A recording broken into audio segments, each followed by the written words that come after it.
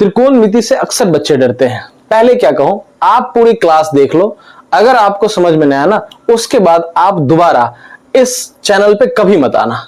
लेकिन अगर समझ में आ जाए तो इस चैनल को सब्सक्राइब कर लेना और जिन बच्चों को ये जरूरत है उन्हें शेयर कर देना। और आप आराम से देखो, मैं ज्यादा समय नहीं लूंगा, बस हम ट्राई शुरू करते हैं। और आप देखिए कि अगर आपको समझ में नहीं आया, पहले देख लो वीडियो। मैं पहले क्या कहूं, पहले देख लो वीडियो, अगर नहीं समझ में आया फिर कहना। और समझ में आना ये गारंटी है, 15 साल के एक्सपीरियंस है, आपको बताता हूं। त्रिकोणमिति, ट्रायगोनोमेट्री, आखिर त्रिकोणमिति है क्या, इससे डरते क्यों हैं लोग? बहुत सारे बच्चे इनसे बहुत डरते हैं त्रिकोणमिति से। देखिए, सबसे पहले हम इसके बारे में थोड़ा सा जान लेते हैं। त्रि का मतलब होता है तीन, कोण का मतलब आप जानते हैं, कोण आपने पढ़ा होगा। और अगर कोण भी नहीं आता तो फिर समझना मुश्किल है, पहले तो आप कोण जाकर पढ़ लो, ठीक है। तो पहले कोण आना चाहिए।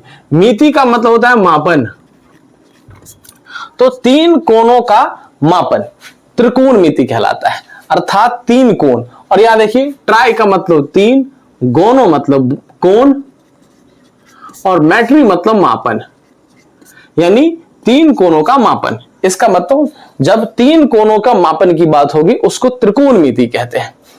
अब तीन कोण होते किस में है, तो तीन कोण होते हैं त्रिभुज में। तीन कोण किस में होते हैं, त्रिभुज में होते हैं। लेकिन त्रिभुज कई प्रकार के होते हैं, अगर आपने पढ़ा होगा, नहीं पढ़ा है तो पहले जाके त्रिभुज पढ़ लो, उसके बाद ही समझ में आएगी। त्रिभुज को दो आधार पर बांटा गया है, एक भुजा के आधार पर और एक कोण के आधार पर।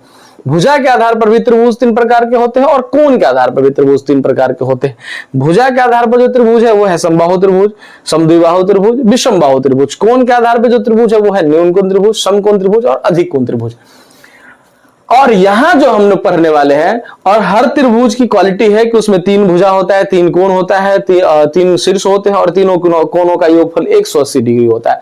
और हमें तीन कोणों का मापन ही करना है, और तीन कोण त्रिभुज में ही होते हैं। लेकिन टोटल 6 त्रिभुज होते हैं, तो क्या सबके बारे में पढ़ना है या कुछ के बारे में पढ़ना है या किसी एक के बारे में पढ़ना है? तो हम यहां जानेंगे सबसे पहले कि सिर्फ एक त्रिभुज है जिसका नाम है समकोण त्रिभुज। समकोण त्रिभुज, जिसे हम लोग राइट एंगल ट्रायंगल कहते हैं। समकोण त्रिभुज, सिर्फ एक ही त्रिभुज के बारे में हमें पढ़ना है।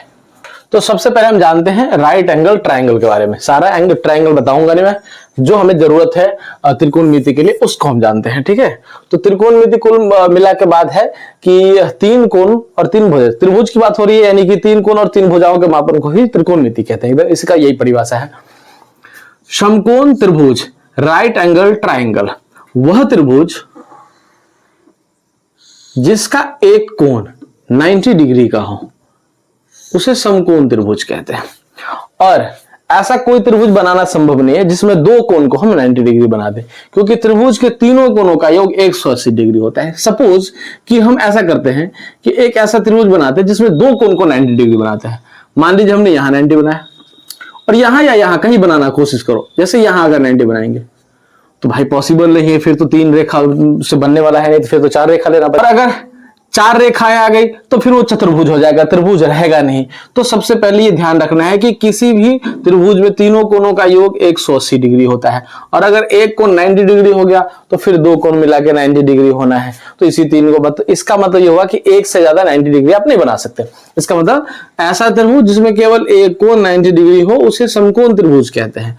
समकोण त्रिभुज की खासियत यह है कि जो कोण 90 डिग्री होता है उसमें तीन जो भुजाएं हैं उसके बारे में थोड़ा सा जान लेते हैं। इसी पर आधारित है ही पूरा का पूरा ये जो आप त्रिभुज देख रहे हैं, इसी पर पूरा का पूरा त्रिकोणमिति आधारित है।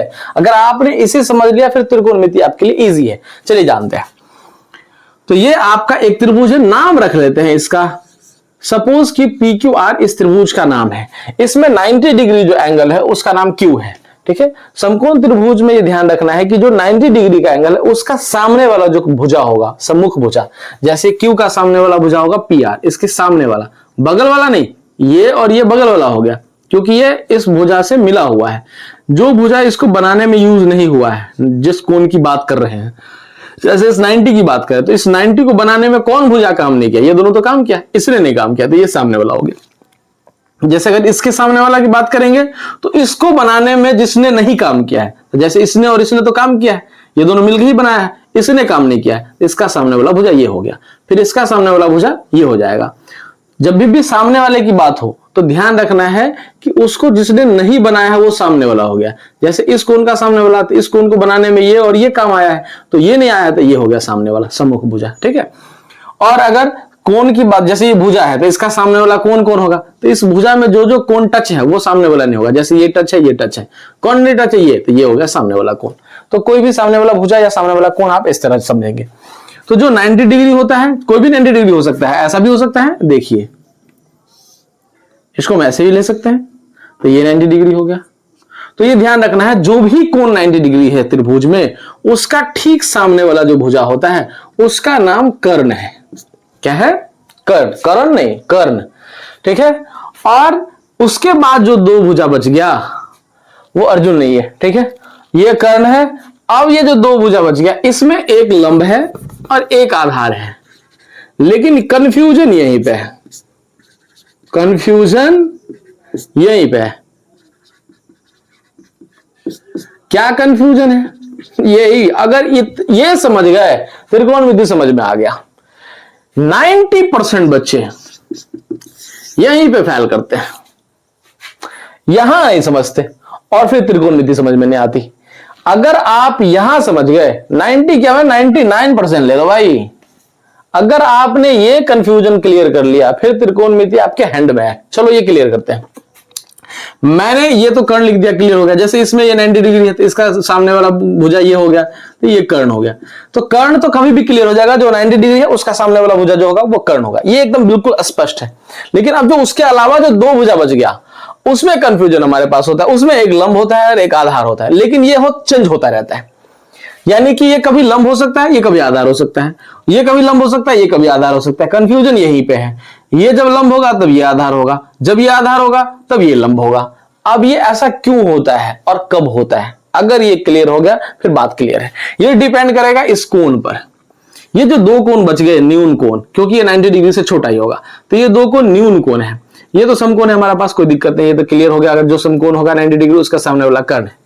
उसके अलावा जो दो कोण न्यून कोण बच गए, वो कोण डिसाइड करेगा कि कौन आधार बनेगा और कौन लंब बनेगा। ठीक है। अगर इस कोण की चर्चा होगी, एंगल का इंडिकेशन होगा, ध्यान रहे।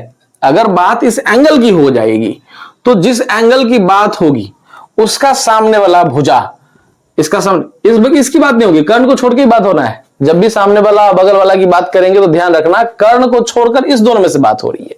कर्ण साइड बेचारा, उसको इस लड़ाई में कोई मतलब नहीं है, वो बिल्कुल अलग है, ये अलग है, इसको अलग कर दिया गया है। अब लड़ाई इस दोनों में है। ठीक है। बस यूं समझ लो कि तीन लोग लूडो खेल रहे हैं, एक जो है जीत के बाहर निकल गया है। अब इस दोनों की फाइट बच गई है, तो ये तो कर्ण है, साइड हो गया। ठीक है, ये पहले जीत के निकल गया। अब ये दोनों फाइट कर रहा है। अब ये तो इस दोनों का फाइट में ये जीतेगा कौन, तो ये डिसाइड करेगा कि किस कोण की बात हो रही है।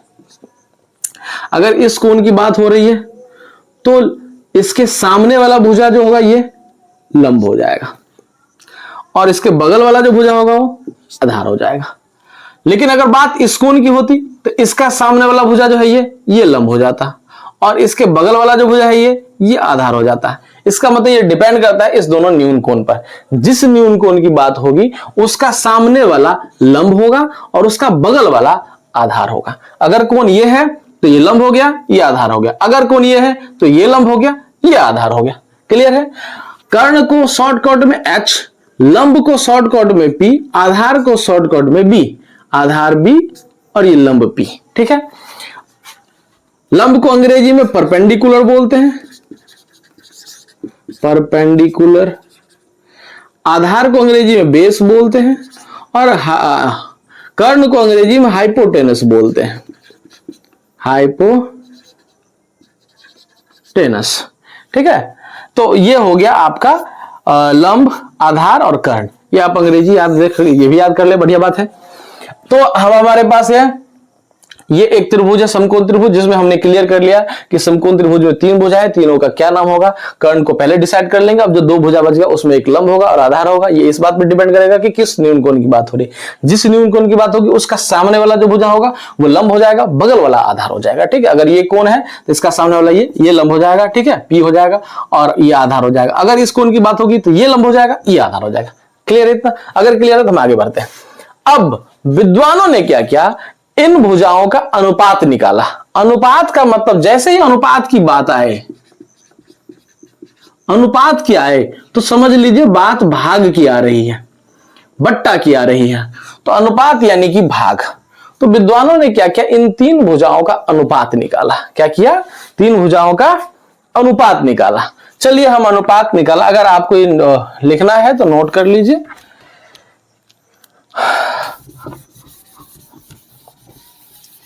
अब विद्वानों ने इस 3 भुजाओं का अनुपात निकाला। कैसे?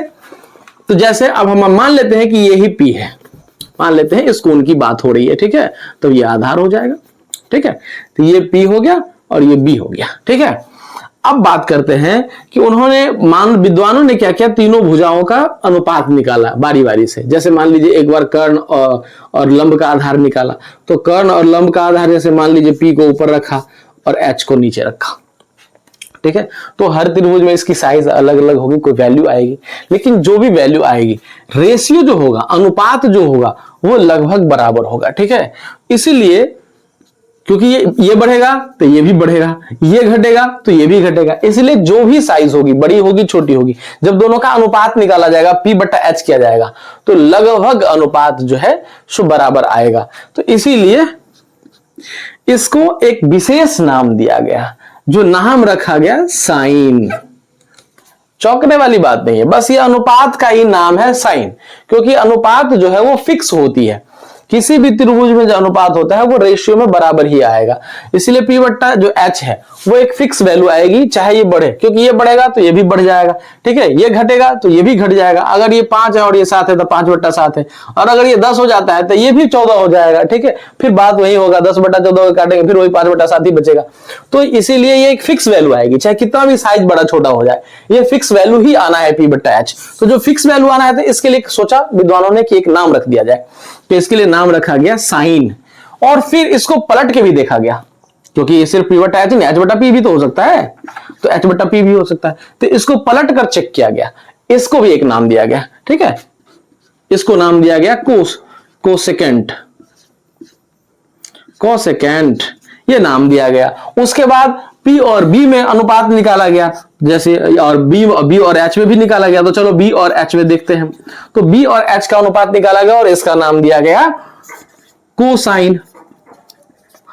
ठीक है, फिर इसको पलट के भी देखा गया, H/B, और इसके अनुपात का नाम रखा गया सेकेंट।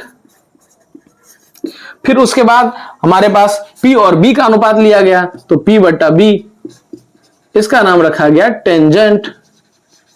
ठीक है, उसके बाद B/P इसका अपोजिट भी हो जाएगा, B/P, इसका नाम रखा गया कोटेंजेंट।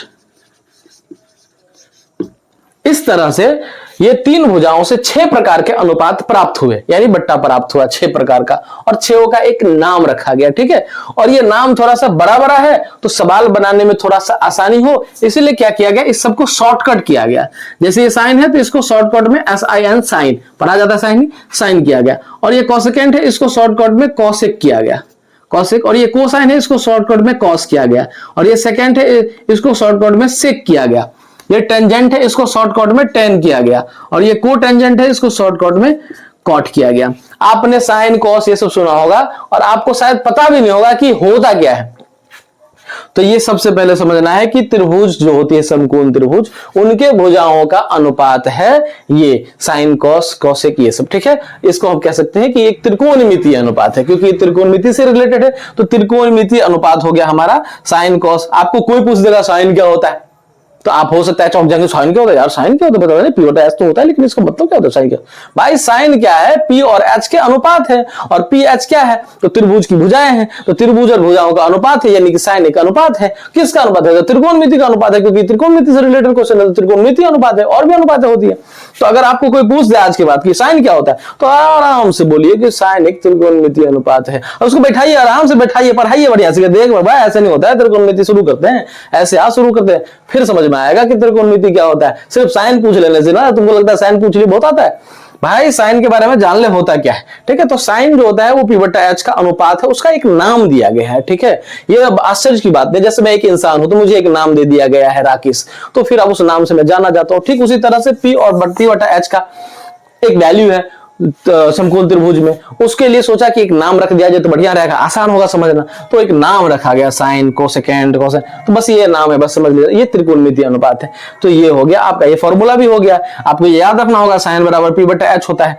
P बटा H आप ये भी समझ सकते हैं, क्योंकि P बटा H मतलब बात होगी लंब और बटा आधार की, सॉरी कर्ण की, और मैंने बताया था कि लंब चेंज भी होता है, इसीलिए इसका एक बेसिक फॉर्मूला ये भी, मतलब सबसे बढ़िया फॉर्मूला ये भी होता है कि साइन थीटा बराबर थीटा, इसलिए थीटा का मतलब एंगल को बताने के लिए, मतलब मान लीजिए कि इस एंगल की बात हो रही है, ये थीटा है तो ये हो गया थीटा, तो यहां पे लिख देंगे साइन थीटा बराबर, अगर ये एंगल होगा तो यहां पे लिख देंगे या थीटा या कुछ भी, तो साइन थीटा बराबर होता है फॉर्मूला P बटा H। तो P बटा H, P तो चेंज होता रहता है, इसीलिए सबसे बेस्ट फॉर्मूला है कि साइन थीटा बराबर होता है सम्मुख भुजा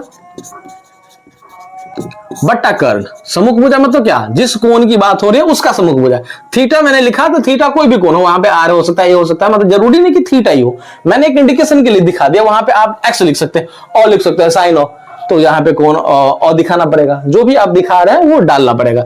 तो बेसिकली लोग थीटा यूज करते हैं, इसीलिए हमने थीटा डाल दिया है, इसमें कंफ्यूजन हो कि थीटा ही क्यों पड़ा। भाई तो थीटा का जगह ईटा लगा दे, कुछ कोई दिक्कत नहीं है, बीटा लगा दे, कोई दिक्कत नहीं है, बस वो एंगल इंडिकेशन के लिए। साइन थीटा का मतलब हो गया कि थीटा के लिए साइन क्या होगा, तो थीटा जो भी कोण होगा उसके लिए, इस दोनों में से कोई भी सिलेक्टेड होगा तो उसके लिए ये थीटा है। तो जो कोण है ये है तो ये इसके लिए, ये है तो इसके लिए सम्मुख भुजा, अगर ये कोण है तो इसके लिए सम्मुख भुजा ये हो जाएगा, तो ये बटा ये हो जाएगा, अगर ये कोण है तो इसके लिए सम्मुख भुजा ये हो जाएगा, तो ये बटा ये हो जाएगा। तो इसलिए सीधा सबसे परफेक्ट सूत्र है सम्मुख भुजा बट्टा कर्ण। उसके बाद दूसरा है जैसे कॉस थीटा, तो कॉस थीटा बराबर हो जाएगा संलग्न भुजा, क्योंकि आधार होता है तो संलग्न भुजा, संलग्न भुजा बट्टा कर्ण। और उसके बाद टेन थीटा, टेन थीटा बराबर हो जाता है सम्मुख भुजा बट्टा संलग्न भुजा। ठीक है, उसके बाद इसका उल्टा करते जाइए, तीन ही मेन रूप से इसका उल्टा हो गया, साइन का उल्टा हो जाता है कौशिक, तो कौशिक थीटा उल्टा हो जाएगा तो कर्ण बट्टा सम्मुख भुजा, कर्ण बट्टा सम्मुख भुजा। कॉस का उल्टा सेक होता है तो सेक थीटा बराबर कर्ण बट्टा संलग्न भुजा, कर्ण बट्टा संलग्न भुजा। उसके बाद टेन का उल्टा कॉट होता है तो कॉट थीटा बराबर है संलग्न भुजा बट्टा सम्मुख भुजा,